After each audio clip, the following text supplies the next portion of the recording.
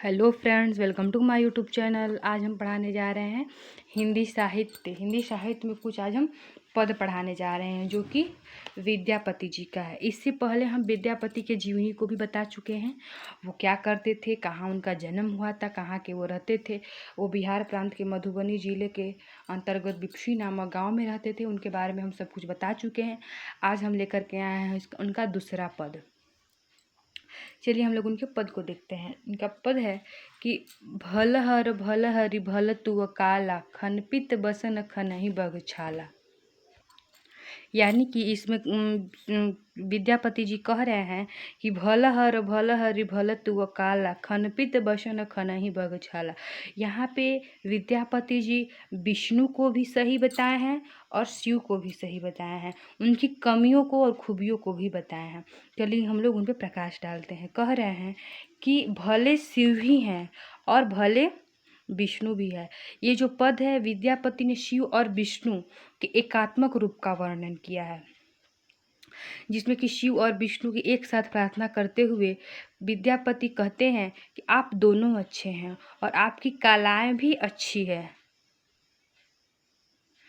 तुम में शिव और विष्णु दोनों का समन्वय भी है।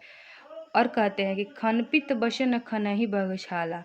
और कह रहे हैं कि क्षण में ही तुम पीताम्बरी पहनकर श्री कृष्ण बन जाते हो और क्षण में ही तुम चर्मधारी पहनकर शिव बन जाते हो। यानी कि तुम क्षण में ही चतुर्भुज मुख वाले विष्णु भी बन जाते हो। कह रहे हैं कि आप दोनों एक ही हैं, लेकिन आप लोगों का रूप अलग अलग है। आप दोनों लोग वेश को अलग अलग रूप में धारण करते हैं। कह रहे हैं कि खन पंचानन खन भुजधारी, खन शंकर खन देव मुरारी। यानी कि तुम क्षण में ही पंचमुखों वाले तुम विष्णु बन जाते हो और कभी कभी शिव बन जाते हो। यानी कि कभी कभी पीताम्बरी रमा के तुम विष्णु बन जाते हो और कभी कभी मृग का छाला पहन के तुम शिव बन जाते हो। कह रहे हैं कि हे प्रभु, खन गोकुल भय चराऊ गाय, खन भिखी मांगे डमरू बजा। कह रहे हैं कि हे प्रभु, क्षण में ही तुम श्री कृष्ण के रूप में गोकुल में गाय चराने लगते हो और क्षण में ही तुम डमरू बजाकर भीख मांगने लगते हो। ये तुम्हारी लीलाएं कैसी हैं, बहुत ही अपरंपार है, जो कि मनुष्य के समझ के परे है। और कह रहे हैं विद्यापति जी कि खन ही भस्म भरु काख हो। कह रहे हैं कि खन गोविंद भय लियो महादान, खन ही भस्म भरु काख हो कान। कह रहे हैं कि हे श्री कृष्ण, तुम क्षण में ही गोपियों की टोली में जाके प्रेम का महादान की याचना करते हो और क्षण में ही भांग की झोली भरकर बगल में लटका लेते हो और उसे भीख मांगने लगते हो, अर्थात शंकर बन जाते हो। कह रहे कि एक शरीर लिए दुई बास। कह रहे हैं विद्यापति जी कि हे प्रभु, एक ही शरीर है लेकिन उसका बास दो दो जगह है। कह रहे हैं कि एक ही समय में तुम दो स्थानों में निवास करते हो, क्षण में ही बैकुंठ में और क्षण ही में कैलाश पे तुम देखे जाते हो। कवि विद्यापति कहते हैं कि कवि कह रहे हैं कि शिव को और विष्णु को अलग अलग न समझा जाए, वो दोनों एक ही हैं। वो परस्पर एक ही तरह के हैं और एक ही हैं, भले उनका वास अलग अलग हो। कभी नारायण के रूप में, कभी त्रिशूलधारी के रूप में। कभी वो नारायण के रूप में विष्णु बन जाते हैं तो कभी त्रिशूलधारी के रूप में यानी कि शिव बन जाते हैं। कह रहे हैं कि ओ नारायण ओ शूलपाणी। कह रहे हैं कि हे प्रभु, इस प्रकार हम इस पद के शिव और विष्णु का समन्वय करते हुए इस पद को समाप्त करते हैं और कहते हैं, दुनिया को भी बताते हैं कि शिव और विष्णु को अलग न समझा जाए, दोनों लोग एक ही हैं। चलिए हम लोग अब दूसरा पद को देख लेते हैं। चलिए फ्रेंड्स, हम दूसरा पद शुरू करते हैं। हमारा दूसरा पद है कि नंदक नंदन कदम्ब तरु तर, धीरे धीरे मुरली बजाव।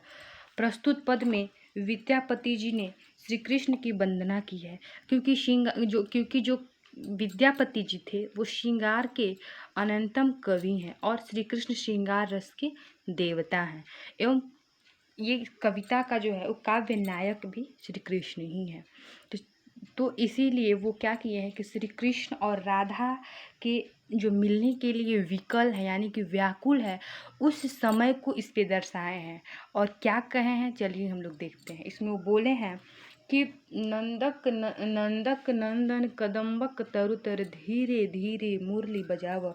श्री कृष्ण राधा से मिलने के लिए विकल है, वे मिलन स्थल पे आ चुके हैं लेकिन राधा नहीं आई हैं। तभी कह रहे हैं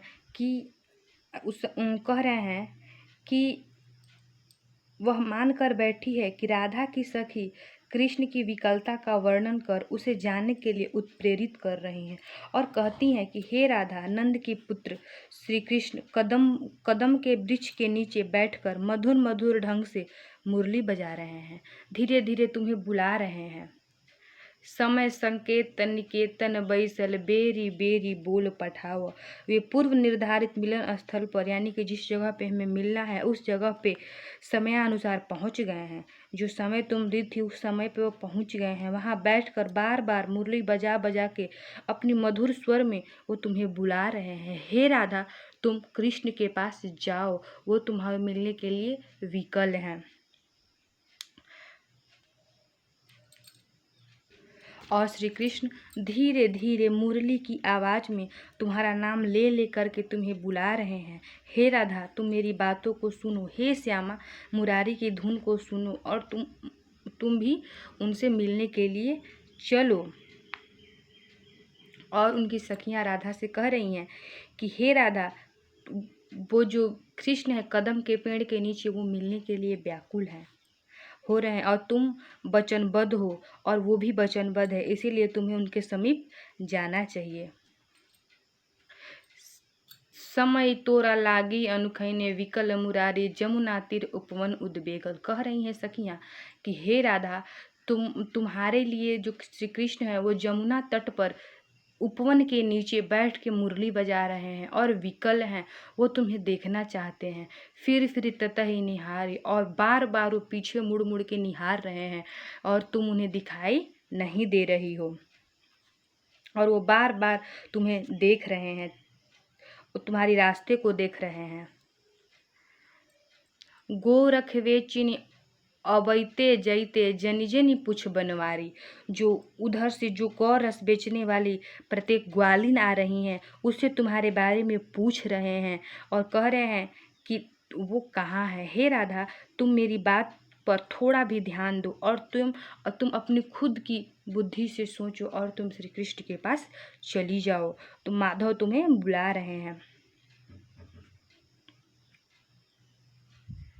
और कह रहे हैं कि जनी जनी पूछ बनवारी, और सिर्फ ग्वालिन से ही नहीं, वो रास्ते में जो भी वन से गुजर रहा है वो सबसे पूछ रहे हैं। हे राधा, तुम उन्हें ज़्यादा व्याकुल मत करो। तो हे मतिमान सुमति मधुसूदन, और जो मधुसूदन है वो बहुत ही विद्वान है, बुद्धिमती वाले हैं, और माधव बहुत ही सुंदर स्वभाव के हैं, वो तुम्हें बहुत चाहते हैं। इस कारण तुम दोनों ही परस्पर अनुराग का होना स्वाभिमान एवं सहज है। कह रहे हैं ये बनन सुनह कछु मोरा,